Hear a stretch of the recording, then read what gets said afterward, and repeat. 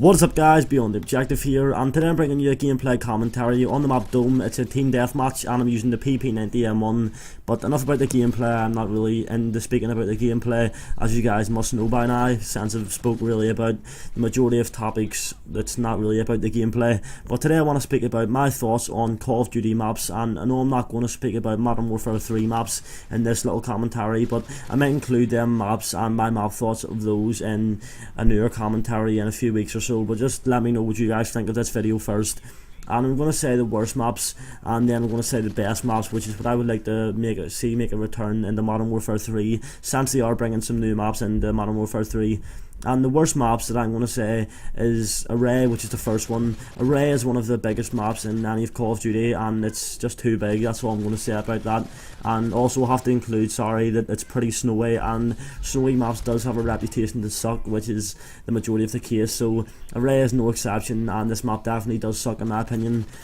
The next one is Crisis, and Crisis towards the end of Black Ops was really pushing itself up. It was my least favourite map, but then over the recent few weeks I have really wanted to play that, and it's been a pretty nice map, but still it does make it as the worst map because of the camping spots and stuff, and that's also too big. I don't really enjoy running across the map to kill one guy, but maybe you guys do, I don't know, but like I said, let me know in the comments. And the next one is Nuketown.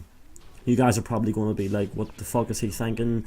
Nuketown's amazing, but in my opinion it's not. It doesn't take any skill whatsoever, and it's a complete nade fest. It's a complete nade fest, and there's no denying that. It's just crazy. If I run anywhere I get hit with a nade, and the reason why I say it takes no skill, I'm not trying to say that I'm amazing, but I am a pretty decent player at Call of Duty.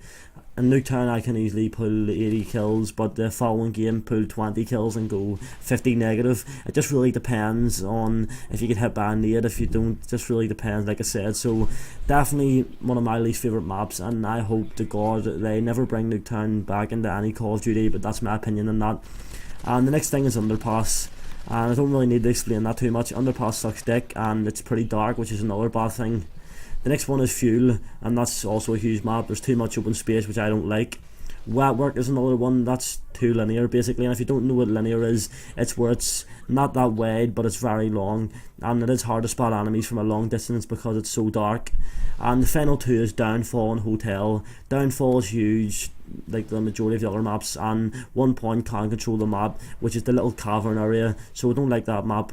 And Hotel is too linear also, it's like Wetwork, and it's a high-res rip-off, which I don't like. So just my two thoughts on that.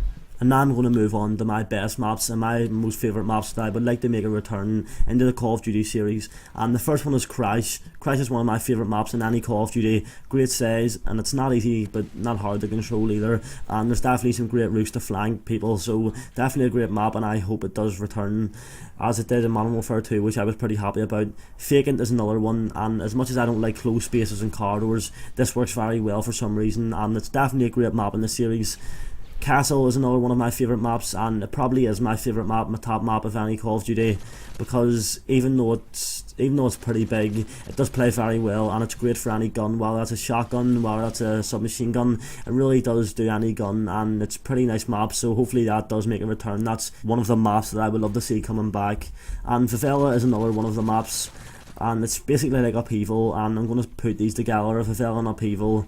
Surprisingly, even though there were a large amount of buildings on this map, it didn't affect the map at all. It's a great size, great objects for cover, and overall an excellent map. So it's pretty weird that that plays so well even though there's so much buildings, but hey, it's a great map nonetheless. And the next map is Scrapyard, and there's no real need to explain this because it's a great size, great routes, and there's unbelievable places that can really get you to cover from every game type. Whether it's domination, you can cover behind the flags, cover behind objects and defend the flags. It's just really a great map, and definitely one of my favourites. Havana is the next one, and that's one of the final maps next to Firing Range, but I'm not really going to explain Firing Range. I like that a lot, but Havana, you must well be thinking, are you crazy? Havana sucks dick, but I play well every time I play on it, for the most part anyway. It used to be one of my least favourite maps, but I slowly found out it's a great map if you know where to hold down, and it's definitely one of my favourite maps. And now I'm going to quickly explain my favourite Call of Duty's 4 maps, and the best game for maps in my opinion is Call of Duty 5, and although many people hate the size of these maps, I love them.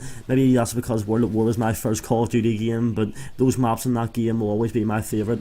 And the worst games for maps is Modern Warfare 2. This is a toss-up between Modern Warfare 2 and Black Ops, but Modern Warfare 2 wins for worst maps in any Call of Duty game.